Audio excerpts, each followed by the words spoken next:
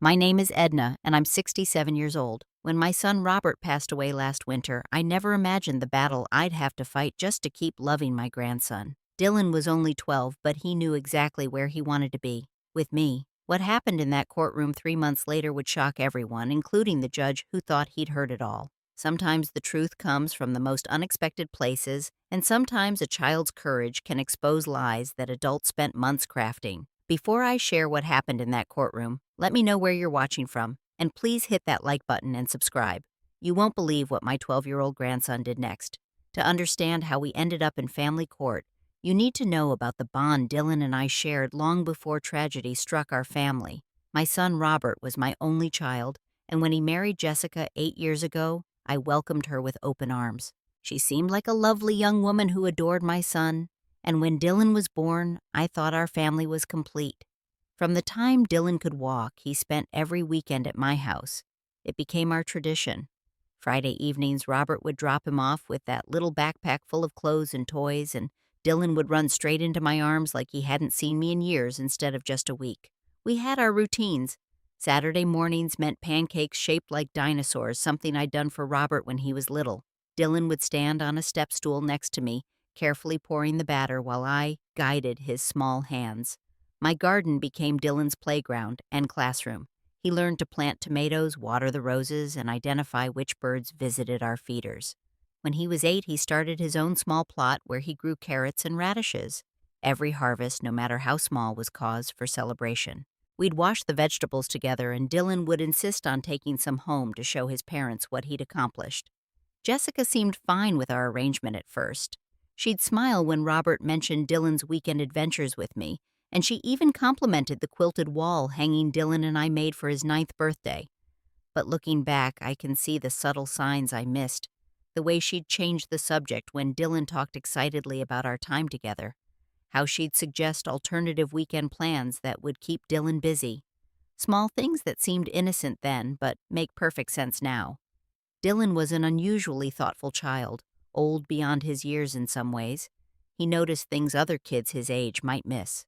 When his goldfish died, he asked me profound questions about death that surprised me.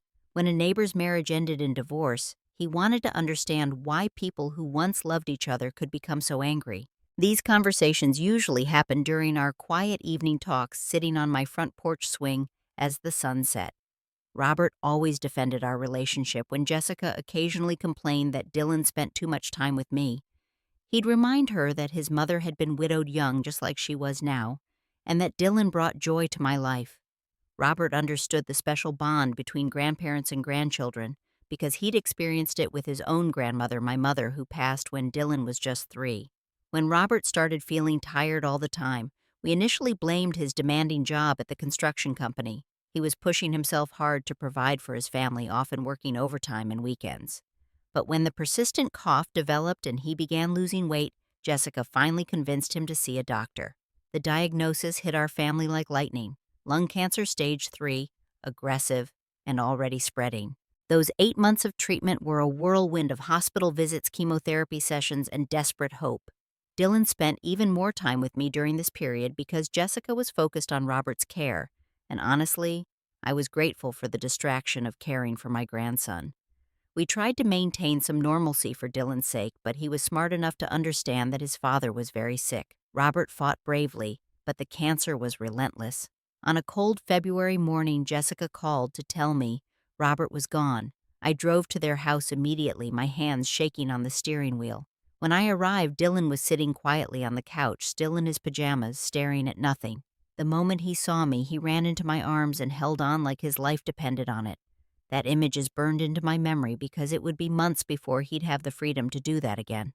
The funeral was a blur of flowers, tears, and well-meaning friends offering condolences that felt hollow in the face of such devastating loss. Dylan stayed close to me throughout the entire service, his small hand gripping mine so tightly his knuckles were white. Jessica was understandably distraught, surrounded by her family and friends. I didn't think much of it when she seemed distant toward me that day. Grief affects everyone differently, and I assumed she just needed space to process losing her husband. But within a week of burying my son, Jessica's attitude toward me changed dramatically.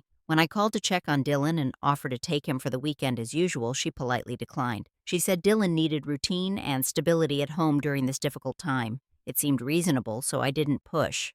I offered to bring dinner over instead, but she said her sister was handling meals for them. 2 weeks passed before I was allowed to see Dylan again, and even then it was only for a brief supervised visit at their house. Dylan seemed subdued, not his usual chatty self. When I tried to talk to him about planting a spring garden together, Jessica quickly intervened, saying it was too early to make plans like that. She suggested we focus on getting through each day rather than looking ahead to future activities. The first secret phone call came 3 weeks after Robert's funeral. Dylan called me from a friend's house after school, his voice barely above a whisper. He told me he missed our weekend visits and asked when he could come stay with me again.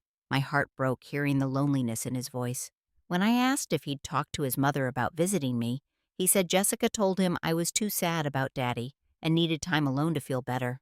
I immediately called Jessica to clarify this misunderstanding, assuring her that spending time with Dylan actually helped me cope with my grief. She listened politely but remained firm that Dylan needed consistency in his routine right now. She promised we'd revisit the idea of weekend visits in a few weeks, but those weeks stretched on with no change in her position. During my limited visits to their house, I began noticing subtle changes in Dylan's behavior. He was quieter, more withdrawn.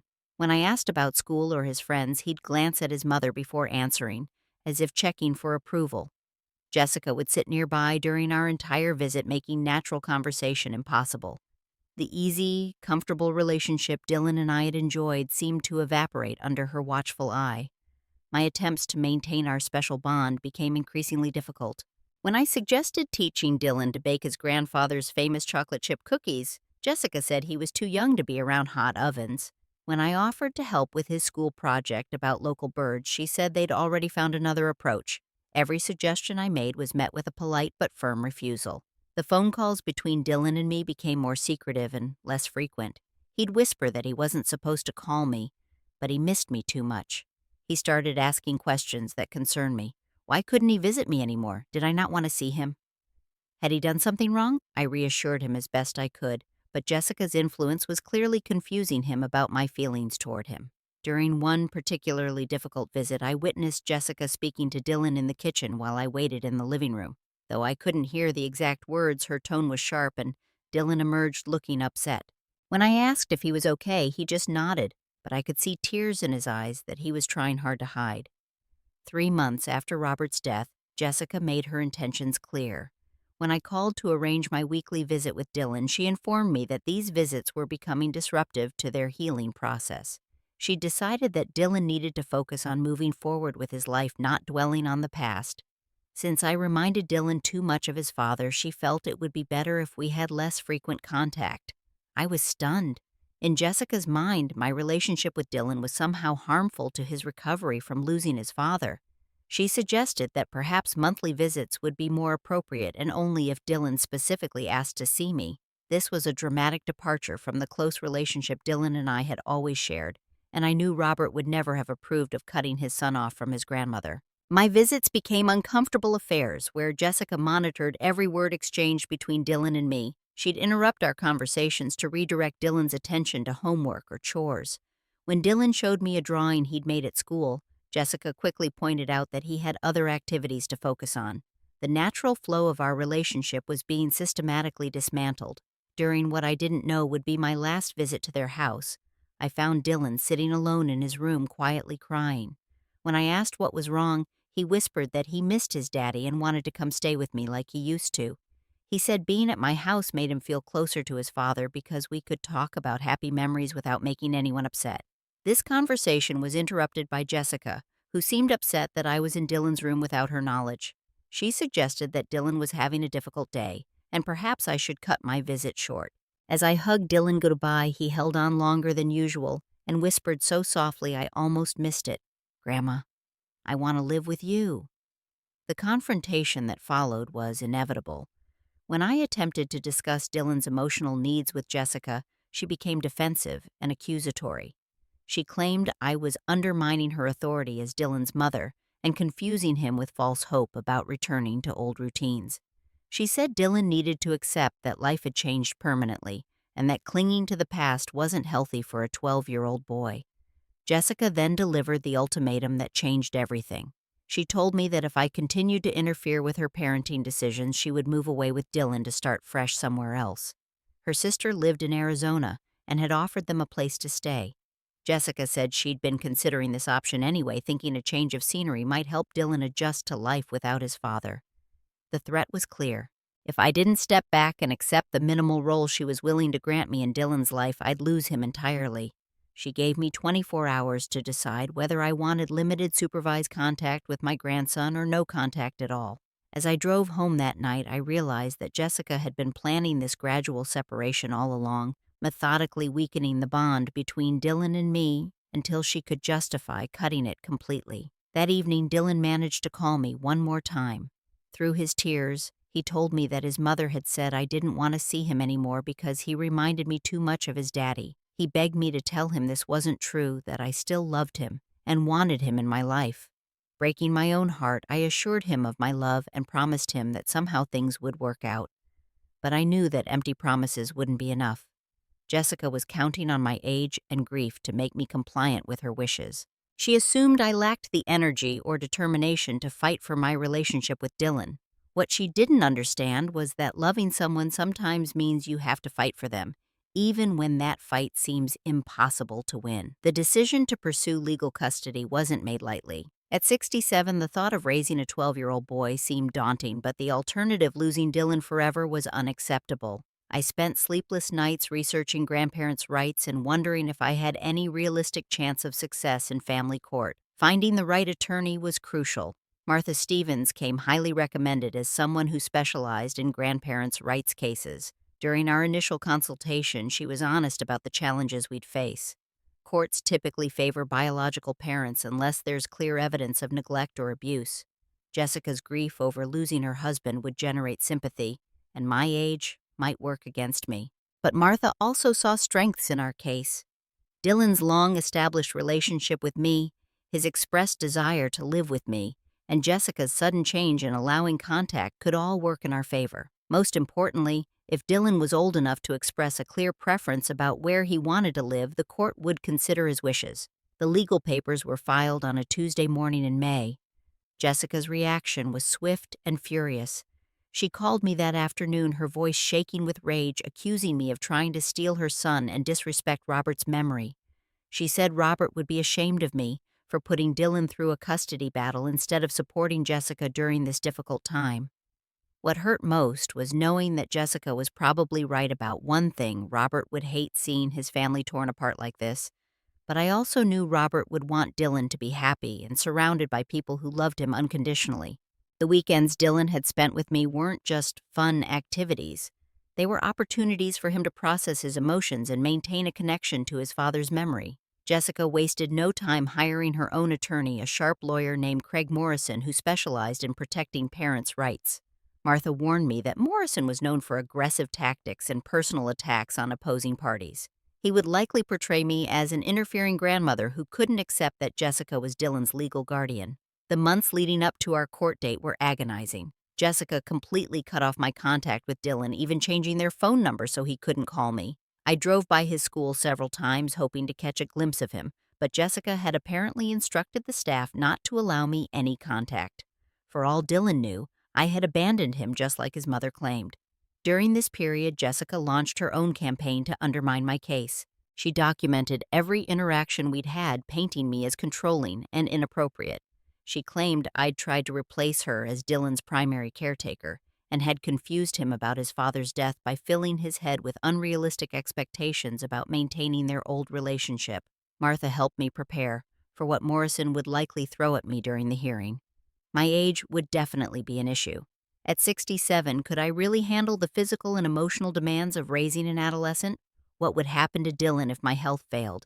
Did I have the energy to help him with homework, attend school events, and provide the structure a growing boy needed? These were legitimate concerns that I wrestled with myself. But I also knew that Dylan needed more than just basic care. He needed someone who understood his grief, who could help him remember his father in positive ways, and who would prioritize his emotional well-being over appearances or convenience. Jessica seemed more concerned with moving on from Robert's death than helping Dylan process his loss. The most challenging aspect of preparing for court was not knowing how Dylan was doing or what Jessica might have told him about the custody fight. Martha explained that Dylan would likely be asked to speak with the judge privately about his preferences, but we had no way of knowing if Jessica had coached him or threatened him about what he should say. As the court date approached, I found myself praying for wisdom and strength. I wasn't fighting Jessica out of spite or revenge.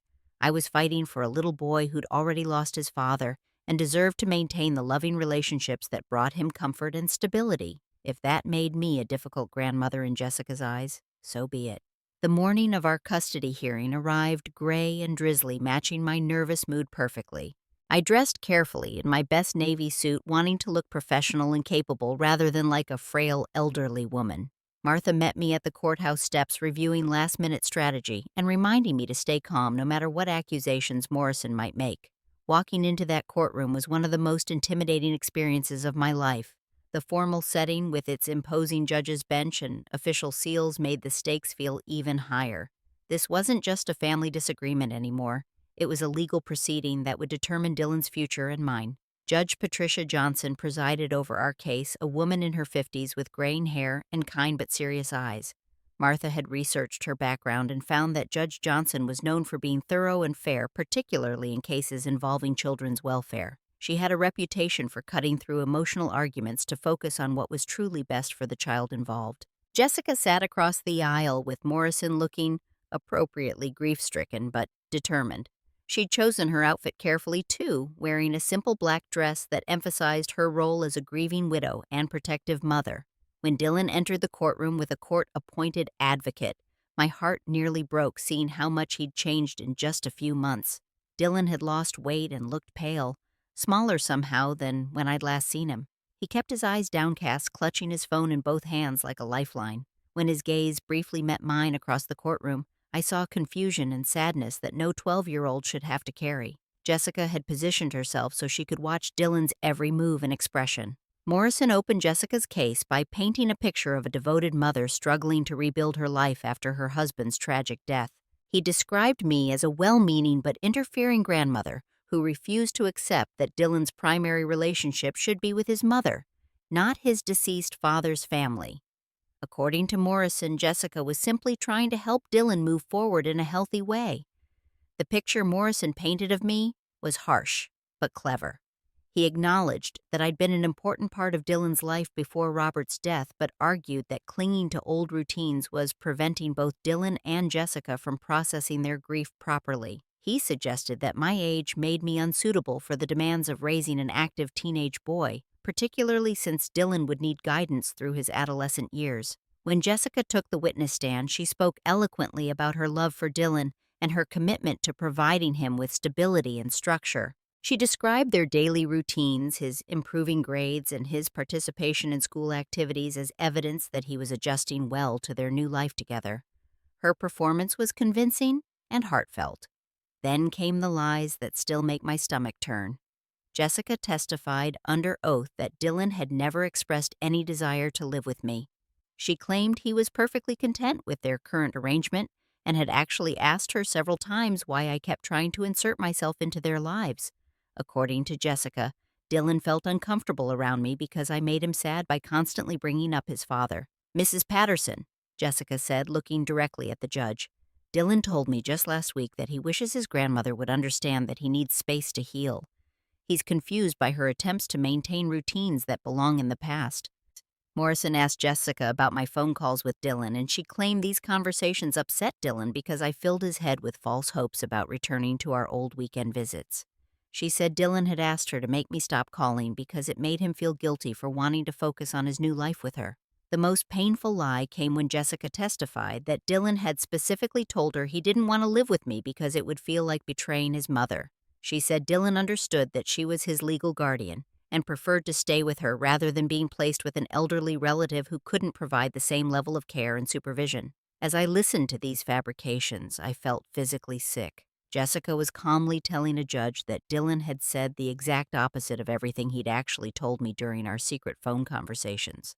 She was using his loyalty and love against him, twisting his words to support her narrative of a boy who wanted to move on rather than maintain connections to his father's family. Martha's cross-examination revealed some inconsistencies in Jessica's timeline, but without concrete evidence to contradict her testimony, we were fighting an uphill battle. Jessica remained composed and sympathetic throughout Martha's questioning, never wavering from her story that Dylan was thriving under her care and had no desire to change their living arrangement. Judge Johnson announced that she wanted to speak with Dylan privately to hear his perspective directly. This was the moment everything hinged on Dylan's ability to tell the truth despite whatever pressure his mother had applied. Jessica looked confident as Dylan was led to the judge's chambers, probably believing her months of manipulation had convinced him to support her version of events. 20 minutes later, Dylan returned to the courtroom with tears in his eyes and his hands shaking. Judge Johnson resumed her seat and looked thoughtfully at both parties before addressing Dylan directly. The courtroom was completely silent as she asked the question that would determine our future. Dylan, I need to ask you something very important, and I want you to tell me the truth. Do you want to live with your grandmother? Dylan glanced at his mother, then at me, his face pale with fear and uncertainty. Jessica leaned forward slightly, her expression encouraging but with an undertone that suggested she expected a specific answer. Dylan opened his mouth, closed it, then looked down at the phone still clutched in his hands. Your Honor, Dylan said in a voice barely above a whisper. Can I play a recording from last night? The impact of those words was immediate and dramatic. Jessica's confident expression crumbled into shock and terror. Morrison jumped to his feet, objecting that this was irregular procedure, but Judge Johnson held up her hand for silence. The courtroom buzzed with whispered conversations as everyone tried to process what Dylan had just offered to do. Dylan, are you saying you recorded a conversation? Judge Johnson asked gently. Yes, ma'am. With my mom. Last night after she told me what I had to say today. Jessica's face had gone completely white, and she was whispering urgently to Morrison, who looked equally stunned. Martha squeezed my arm, and I could see hope flickering in her eyes for the first time since we'd entered the courtroom. Judge Johnson considered Dylan's request carefully. Morrison argued that the recording was inadmissible and potentially illegal, but Martha countered that Dylan's own words were certainly relevant to determining his best interests. After a brief recess, Judge Johnson decided to allow Dylan to play the recording. Dylan's hands were trembling so badly he could barely operate his phone. But finally, Jessica's voice filled the courtroom with startling clarity. The conversation had obviously taken place in Dylan's bedroom, probably after Jessica thought he was asleep. If you tell them you want to live with Grandma, I'll make sure you never see her again. We'll move to Arizona where she can't find us, and you'll never have to think about any of this again. Dylan's voice on the recording was small and frightened. But, Mom, I miss Grandma. She makes me feel better about Dad. Your father is dead, Dylan. She's just an old woman trying to replace me as your mother. If you really love me, you'd tell the judge that you want to stay with me and that Grandma makes you uncomfortable. The recording continued with Jessica coaching Dylan on exactly what to say in court, threatening consequences if he deviated from her script and dismissing his protests that he wanted to maintain a relationship with me. The entire courtroom listened in stunned silence as a mother systematically manipulated her grieving child. When the recording ended, Dylan looked up at Judge Johnson with tears streaming down his face. She made me promise to lie today, but I can't lie about Grandma anymore. I do want to live with her. I've wanted to since Daddy died, but Mom said Grandma didn't want me. Judge Johnson's decision was swift and decisive. Dylan would be placed in my custody immediately, with Jessica granted supervised visitation rights pending mandatory counseling sessions. The judge was clearly disturbed by the evidence of emotional manipulation and the deliberate attempt to deceive the court through perjured testimony. As Judge Johnson announced her ruling, Jessica broke down completely sobbing and reaching for Dylan, who instinctively moved closer to me. Morrison attempted to argue for an appeal, but Judge Johnson made it clear that Jessica's credibility had been irreparably damaged by the recording. The best outcome Jessica could hope for would be rebuilding a healthier relationship with her son through therapy. Dylan threw himself into my arms the moment we were dismissed, holding on like he had the day his father died. Through his tears, he kept apologizing for lying and hiding the recording, but I assured him he'd done exactly the right thing. His courage in that courtroom had saved our relationship and probably his own emotional well-being. The transition wasn't easy for any of us. Dylan had been living in a state of emotional confusion for months, torn between his natural love for his mother and his genuine desire to maintain our special relationship. Those first weeks in my house, he woke up frequently from nightmares, worried that Jessica would somehow force him to return, or that I'd decide he was too much trouble. I reassured Dylan constantly that he was exactly where he belonged, but it took time for him to believe it completely.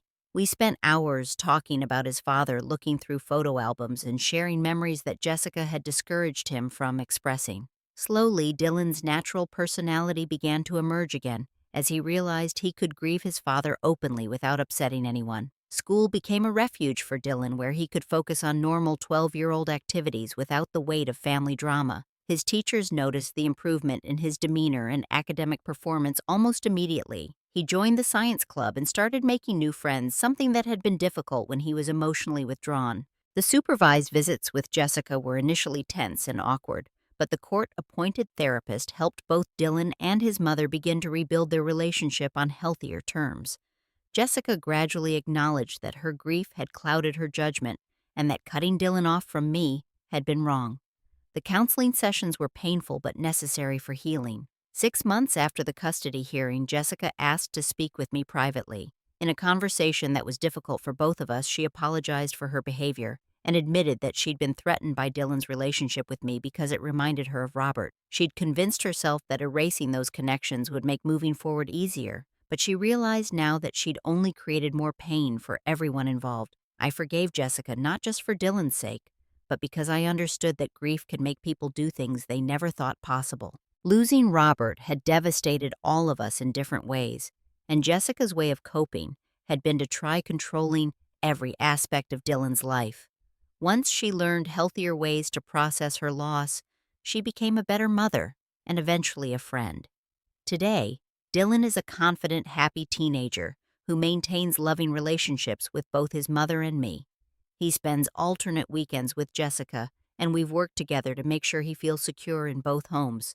Dylan still tends my garden every summer, and we still make dinosaur pancakes on Saturday mornings, but now we also navigate homework struggles, teenage mood swings, and college preparation discussions.